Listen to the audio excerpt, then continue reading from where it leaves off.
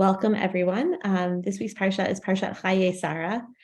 And I was planning to speak about the Marat HaMachpelah, the first Jewish cemetery, if you will, and then saw that the cemetery in Chicago had been vandalized in a really sad anti-Semitic way. So I was thinking about that today while I was putting some final touches on the shiur. And I'm glad to hear that they've already begun restoration efforts. I actually spent a summer working in a cemetery in Philadelphia where my family used to live. There was a similar sort of, vandalism attack in the cemetery, and the Federation hired me to oversee the project. So I spent from like March until September going to Mount Carmel, which is a very old cemetery in the Philadelphia area, every day. And it became clear that it was not actually anti-Semitism. It was sort of untargeted vandalism, which is still terrible. But because the cemetery was in sort of disrepair, it was easier for them to knock things over. It wasn't always clear whose plot was whose. And so part of the restoration was mapping out the cemetery. And there were a few experts, cemetery restoration experts who came. And I pointed out one day, I said, look, there's like Mr. Jacobs, and there's Mrs. Jacobs, and there's Mrs. Jacobs. Like, what is that? Is that like his sister or, a daughter? And she said, no, that's his second wife. Like he's buried in between wife number one and wife number two. And I said, oh my goodness, like, could you imagine? And then, as we went, I saw somewhere where wife number two never materialized. And he said, well, sometimes they remarry again too. And then they end up being buried next to their new spouse. Or sometimes there's like a falling out with the family and they end up being buried somewhere else in the cemetery. And I thought, I'm a person who loves, it's like, I'm ashamed to admit, but I love a big, juicy story. And so I loved that even in the cemetery, there was like that kind of drama that unfolded in families. Like I could only imagine, the daughter of wife number one and the daughter of wife number two coming on the same day. Like, I don't know. This is the kind of thing Isaac Bashevis Singer will write a whole encyclopedia about this. So I love that you said that, because you'll have to tell me. I think that there is a Isaac Bashevis Singer story about one of the midrashim that we're going to look at, because this is definitely, it's his area. I agree, Nelson. So it made me think, that I say in jest, although I'm sure it is complicated for many families.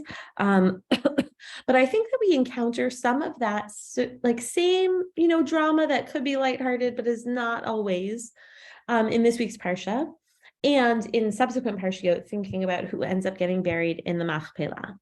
So I'm going to share my screen for anyone who doesn't have the source sheet up. And just a reminder that I can't see all of your wonderful faces anymore. So please just feel free to jump in if if you raise your hand and I don't see you. I'm not ignoring you on purpose. So in this week's Parsha, I put the pasuk bet because I think it's just sort of a beautiful pasuk to set the scene, and because it mentions the name of the town that they go to, right? V'tamat Sarah b'Kiryat Arba, hu Chavron, he Chavron. Sarah died in Kiryat Arba, what's now known as Chavron, be'eretz Canaan in Israel. And Abraham, v'yavo Abraham lispod l'Sarah, he came to mourn for Sarah, to eulogize Sarah, to mourn for her, v'liv chotah, and to bewail her. And so whatever happened between Abraham and Sarah, and there was a lot of drama in their lifetimes, it seems like just such a genuine sadness of a widower mourning his wife. And he feels determined to buy a piece of land that will be fully his, and then fully ours forevermore. And so when he's speaking with Ephron, right, the landowner, he says, "V'yiten li et marat hamachpelah asher lo asher biktzeh sadehu." Let him give me the cave of Machpelah, which he owns, which is at the edge of his field. Right, and then he goes on to say, I want it at full price, right? And it's going to be an achuzat kever, a burial site, b'tochachem, in your midst forevermore. It will be there.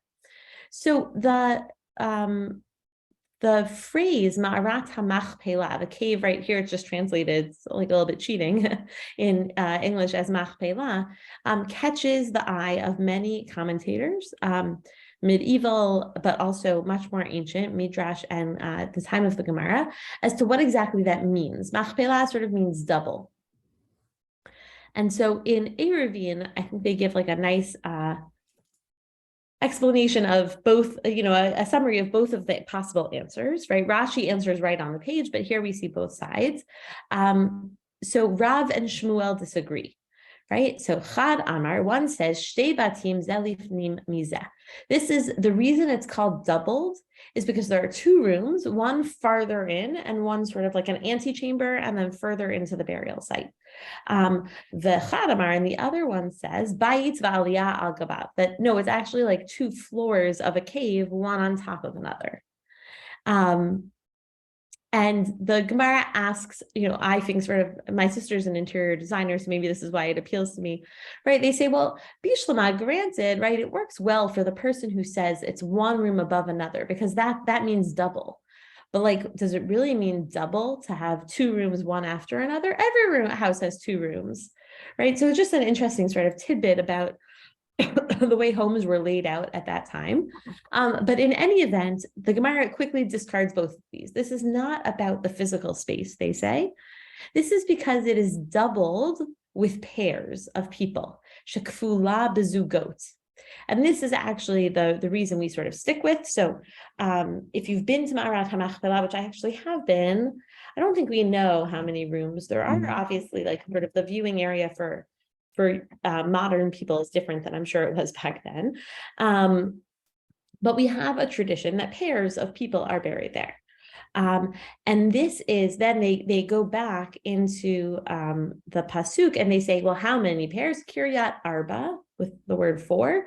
There must be 4 pairs there. And so that's what Rabbi Yitzchak says. And so who are the pairs? Adam v'Chava, Adam and Eve, Abraham v'Sarah, that's where we are now, Yitzchak v'Rivka, and Yaakov v'Leah. That might be something that you're all like, yes, Yael, I know all of this already. I think that it is somewhat like part of the common knowledge of like a Jewish day school student, for example, that those are the 4 couples. And we'll see that 3 of them are pretty straightforward, like it says in the text, but Adam and Eve is not straightforward. And the Gemara just takes it for granted that that's who's there. I always remember there being like a riddle when I was a kid, like, how will you know which ones were Adam and Chava? Oh, they don't have their belly buttons, right? Which is, of course, like a gross misunderstanding of how buried bodies are interred and how they, decay over time. There are no more belly buttons on any of them. But there is sort of this sort of like magical pull to that, right? Like you want there to be something special there. So I brought 2 sources. One is the Zohar, and one is the Pirkei de Rabbi Eliezer. So both, not super concerned with like the reality, but imagining something sort of beautiful. So the first one, the Zohar, says that Abraham knew a sign indicating that this was his cave and he longed to be there. So that's interesting, right? Because in the pshat of the text, it seems like Abraham goes to Hebron and looks around. He sort of goes like property shopping and he decides to buy this plot. But the Zohar is saying, no, he knew where he was going from the very beginning, because beforehand he had entered there and seen Adam and Chava were hidden there. And how did he know it was them, right? This is a great question. It's even better than the belly button riddle, right? If Abraham is sort of going around the countryside and he happens into a cave where he sees that there are bodies buried, how on earth would he know it was Adam and Chava, right? It's a great question. To me, it's unclear if he even really knew about Adam and Chava, right? A significant amount of time has elapsed in between. And so it says, because when he looked up upon the form of Adam, suddenly the gate to the Garden of Eden opened up before him. So anyone who is there on on the Shabbat of Chol Hamoed Sukkot knows that I sort of like what Rav Ari calls like the woo-woo of Gan Eden. I think it's really interesting.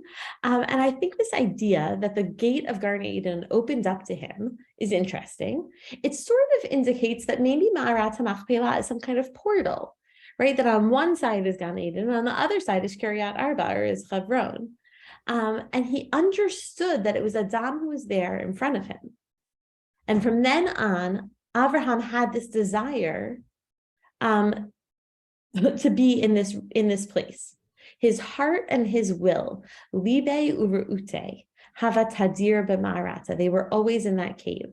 And I think, I don't want this to become too death oriented. I know that that's not like comfortable for everyone, but you often hear stories where people don't want to leave a city where a loved one is buried, right? That they sort of feel like, how could they? I will say personally for myself, my father is buried in Boston, and it was hard for me to move away from the East Coast where it was easier to go back and see him, right? Because he can't come to Chicago, right? I have to go to Boston.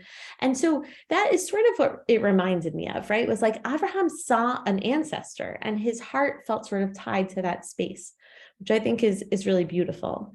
But here, this is, I think, Nelson, you'll have to tell me if it strikes a chord in your memory. I think this is a story of Isaac Beersheba Singer, obviously told in the Pirkei Rabbi Eliezer first. So Pirkei Rabbi Eliezer is Midrash. It's sort of contemporary with the time of the Gemara. And here it says, right, this is referencing back to an earlier Parsha, right? Oops, when I cut and paste, I made a little mistake there. Right, that Abraham had his guests come to him, right? And it says in the Parsha that he runs to meet them and to make them this great banquet. And he tells Sarah to make the cakes, right? It's like a flurry of activity as Abraham rushes to make his guests comfortable. This is all, until this point, this is all pshat. Now we're going to veer sharply into the world of Midrash. When Sarah was kneading, she perceived that the manner of women was upon her, and therefore he did not hand them any of the cakes. This is kind of absurd because we know how old Sarah is in this story. But for whatever reason, the Midrash wanted there to be a reason he couldn't take the cakes. And so he goes to fetch a calf. He wants to feed them some meat. And the calf fled from before him and went into the cave of Machpelah. So I guess Abraham's tent was sort of close to Hebron at that point, right? We know he traveled around a lot. And he went in the cave after it, and he found Adam and his helpmeet, Chava, lying upon their beds. And they slept, and lights were kindled above them, and a sweet scent was upon them like a sweet savor. Therefore, he desired to have the cave of Machpelah as a burial possession. So this reminds me of a folk story about a little boy who's like a shepherd and chases a wayward sheep and finds the entrance to Gan Eden, right? So if you sort of combine the Zohar and the Pirkei Rabbi Eliezer, I think you have like a taste of that story, or maybe where it comes from.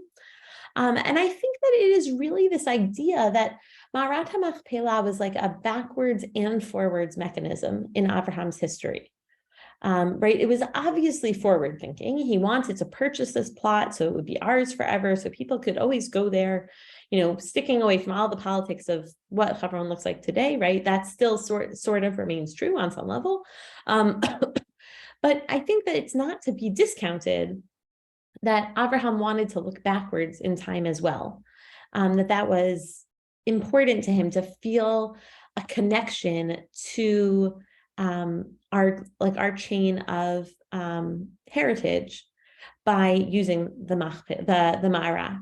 So that's like the backward leaning portion. So if people have thoughts or ideas, definitely I welcome them.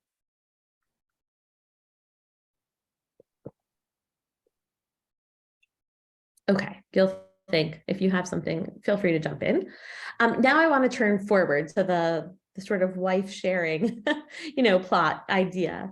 And so here we're jumping all the way forward several months of Parshiot, or several weeks of Parshiot. And we're at, this he here is Yaakov.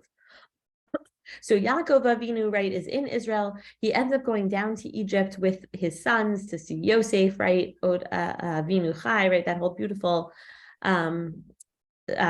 reunion scene. And then when Yaakov gets old in in Egypt. And actually the Gemara tells us Yaakov is the first one to realize he's going to die. That before then, like someone would sneeze and that would be it.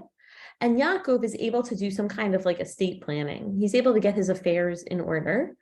And so he gives out all of the brachot, or maybe brachot, to all of his children. And then he says, I'm about to be gathered to my kin. Asaf alami, that's sort of a euphemism for dying. And he says, Kivru oti el avotai el hama'ara asher b'sdeh Ephron hachiti. Right, so he certainly, as the grandson of Abraham, this makes a lot more sense than Abraham knowing about Adam, he knows that the ma'ara is their family burial site and he wants to be buried there. He gives them very specific directions. And then, as I said, like this is pretty straightforward. Pshat, Shama karvu et Avraham ve'et Sarah ishto, v'shama kavru et Yitzchak ve'et Rivka ishto, v'shama kavarti et Leah. Right, so he lists all of the people, minus Adam and Chava, that are in the Ma'ara, including Leah, his wife, right? And we know that there is already some sort of tension or irony that Rivka dies along the road and he can't bury her in the Ma'ara. So of his two wives, sort of, discounting Zilpah and Bilhah for the moment, it seems like he might have preferred to be interred next to Rivka, but that's not an option to him because she's buried on the road. And then there is this, I would say, like crazy Ramban that leads or comes from, more accurately, an even crazier midrash about, I would say, like Yaakov's anxiety, although I welcome other sort of thoughts about what's going on here.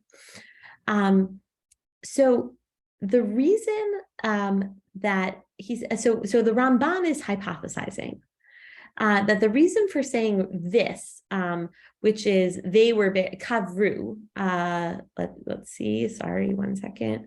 Right, they were buried there, instead of saying I buried, like he says with Leah, is because Esav was with him at the burial of their father. Right, so Yaakov and Esav together buried Yitzchak. Sorry, this footnote is bothering me. And he did not wish to mention him now, right? So this is an interesting and sometimes sad thing at ends of lives, right? The feud between Yaakov and Esav did not ever seem to fully resolve, it seems. And so Yaakov doesn't want to talk about Esav here. And then he also would have been forced to say, there we buried Yitzchak, and there they buried his wife Rivka. Since Yaakov was not present at the burial of his mother. Shama kavarnu et Yitzchak, v'shama kavru et Rivka ishto, ki lo hayahu bekvurat imo. So I didn't know that. Like, I guess I hadn't caught that detail. And it felt so sad to me, right? Yaakov has to run away because he's tricked Yitzchak and Esav. And Esav is really angry and wants to kill him. And so he runs away and he ends up working for Lavan for many years. And during that time, Rivka dies and Yaakov's not able to be there. There's like a steep price for the family drama that Yaakov sort of causes with Rivka. And it is that Rivka dies without her favored son there. And he's not there to be a process or a process for him, a part of the mourning. So that's one answer, already sort of sheds light on what's going on in this burial site. But then an even more interesting piece, right? He says, there I buried Leah. And that is supposed to be like a shorthand that he staked out that spot, right? Maybe it didn't seem obvious to Yaakov, and maybe it didn't seem obvious to Esav, that Esav didn't deserve to be the brother who gets buried in, right? Yishmael is not buried there, Yitzchak is buried there, but who's to say it wasn't going to be Esav and not Yaakov? And so Yaakov is saying, I buried my wife there first, like I got it, don't step in. Because he's worried that Esav is going to claim that he was the firstborn and he deserves to be buried with his ancestors, right? And I think that's another like sort of common trope that the Ramban is hitting on, which is that we don't want to be buried alone, right? We like to be buried next to our family members. And maybe that's how one man ends up having wives on either side of him is, his second wife doesn't want to have to be buried somewhere else. She wants to be buried there too. And so it's interesting to me that Yaakov is able to realize that about Esav. And even though Esav had left the country, mind you, Yaakov's in Mitzrayim, so I'm not sure like exactly what his high moral grounds is there. He's saying, well, he's saying his sons might transport him just as Yaakov's sons would carry him. And Yaakov longed to be buried. He wants to be buried with his sacred ancestors and to be united with them. And then the Ramban says something that I think is crazy, that if Esav were to be buried there, Yaakov could not be buried there, for one burial place does not serve two families. And I thought, what a fascinating way the Ramban is thinking about Esav. Because in my mind, Yaakov and Esav are brothers. Why couldn't they be buried in the same place? Right? It seems to me that it's one family, one burial ground. But clearly there is some feeling of like who is in and who is out here. So I'm always happy to take thoughts and ideas. But I want to look at this. So the Midrash is told in great detail in Sota. And then there's a sort of gruesome, maybe like trigger warning, last little bit that the Pirkei Rabbi Eliezer adds in for us. And it's like a very, almost like, modern Halloweenish twist on the story. So here in Sota, and I imagine this is what the Ramban is drawing on, is this idea in Sota that Esav comes and tries to block them. So in fact, Esav hears wherever he is that Yaakov has passed, and he rushes back to Ma'arat HaMachpelah to say, no, I'm going to be buried here, because they were worried. He was worried that the Yaakov's children would say, I already buried Leah here, and it's mine. And that Esav is still trying to produce some kind of claim based on him being the heir.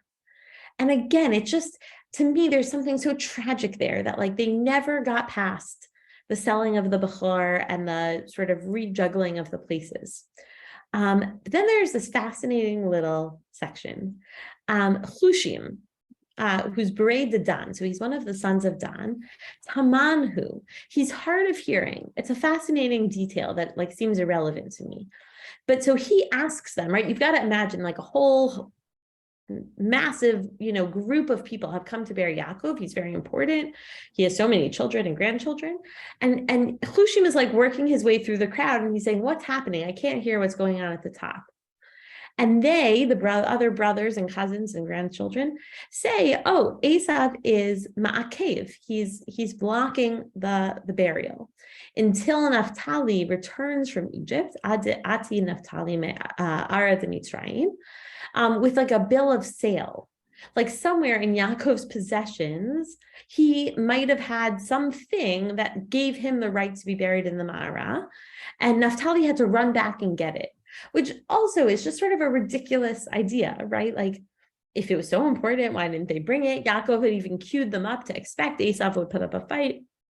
I don't know what kind of document this is.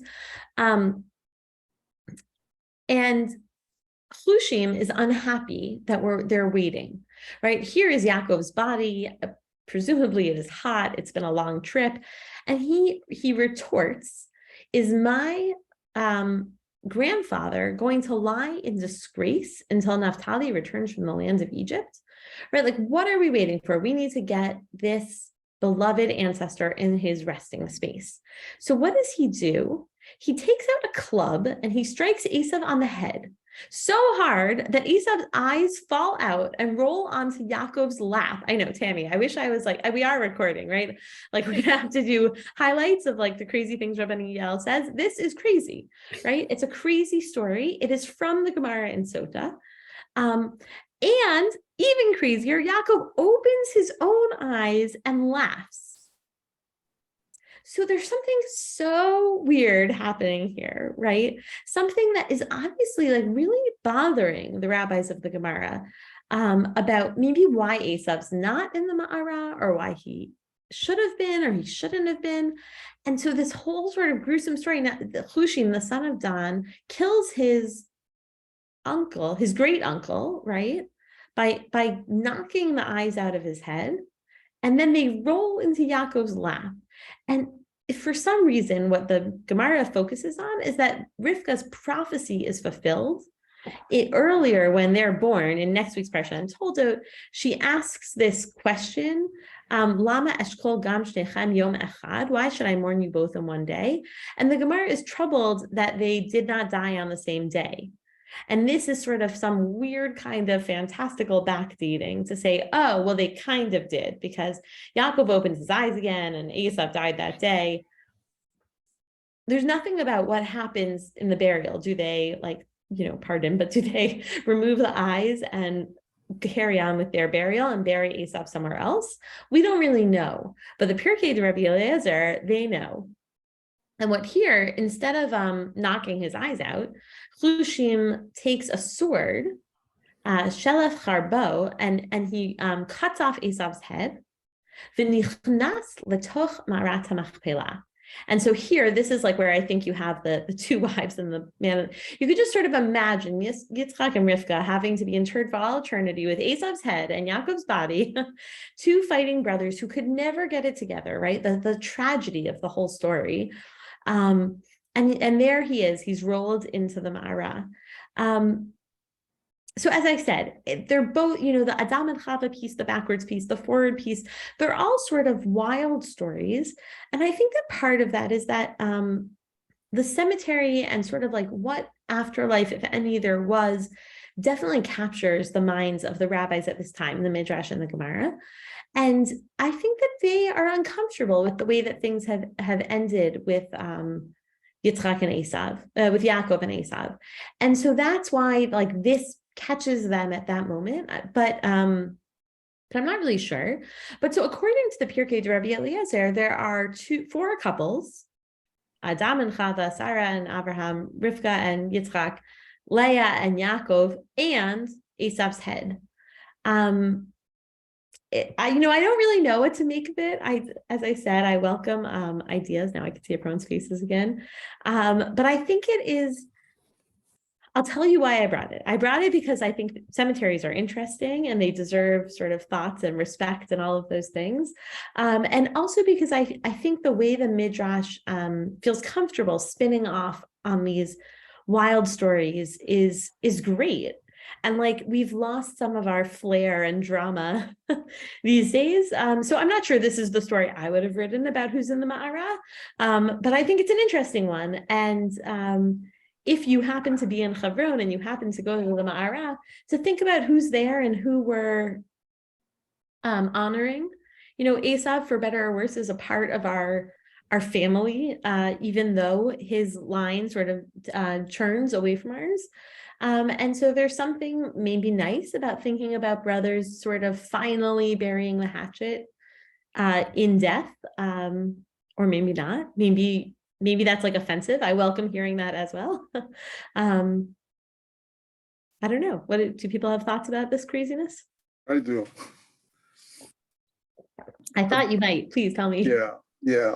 The first thing is, I remember one drash that Rabbi Jonathan Sachs gave about the evolution of the brothers in Bereshit. Started with Cain and Abel. Cain kills Abel, and then next comes Abraham and it doesn't have a brother, but Yitzchak and Ishmael. There's some reference somewhere that the two of them were present at the burial of Abraham next to each other. They don't talk, but they were there. Yeah. Next come Jacob and Esau. Yeah. They do have some interaction. And so it goes. And the highest level of relationship was Moses and Aaron. They have a collaboration and without any rivalry that was apparent. So Hebron is in my bucket list. No pun intended.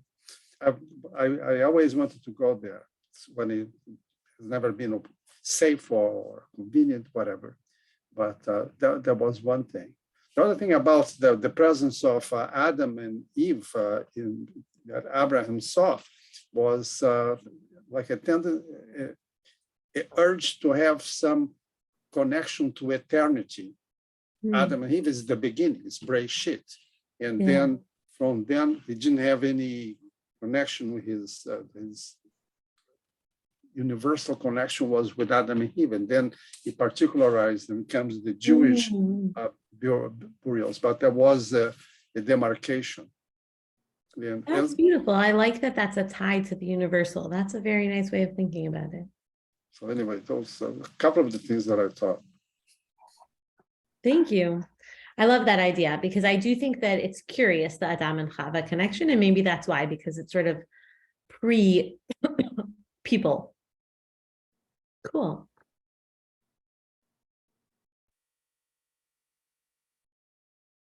Is there anywhere else where they talk about what happens to Esau or where he's buried? Or is it just in these few sort of, I don't know, fantasy stories or, extravagant stories? That's a good question. I'd have to look in the text. I don't think it does, right? I think if there was, I'm thinking two things. One is like, if there was hard evidence, it would be harder for the rabbis to tell these stories. But I do think there's something to the fact that only small parts of him make it into the Ma'ara that might be that sort of poetic license to say, oh, well, yeah, he's buried in Har Seir where he went, but some part of him somehow made it into the Ma'ara. I'm not sure. I'll have to look it up. There are lots of people are mentioned, it tells us when Yishmael dies in the text. It notably doesn't tell us when Rivka dies, perhaps because of this, sadness that she created, the split in her family by suggesting that Yaakov do this. It sort of goes unmentioned. But most people we do hear died. So I don't know. I'll have to look about Esau. It's a good question. And then I had another thought back to your, not directly, back to sort of the interesting part about cemeteries. When now there's a lot of just documentation online about where people are buried. You can look up, there are a lot of cemeteries where you can see pictures of every stone and who it is and the dates. And we were looking something up from when my mother-in-law, Michelle, passed away, I don't know, a year and a half ago now. We were trying to find her parents' names and you could just find it all online. It's just fascinating what you can find and without actually having to go there. Yeah, it's amazing. If you look at the pictures from Mount Carmel in Philadelphia, most of them are my pictures. But yes, that is when I first learned about it. And I spent probably longer than I should have, looking at my grandparents and my great-grandparents. It's pretty amazing what you can really see today. I agree. And, this is definitely outside the scope of the Ma'ara, but gravestones are really beautiful, especially older gravestones with a lot of coded pictures, right? For Kohanim, they have the hands, and for Levim, often there's pictures on the gravestones. Women sometimes have Shabbat candles. It's really a very interesting, there's something very vibrant about a cemetery, which sounds like a little bit crazy. Oh, you made it so long. I have a sad baby in my lap, but he did such a good job. Such a good job. Okay, I'm gonna stop the recording.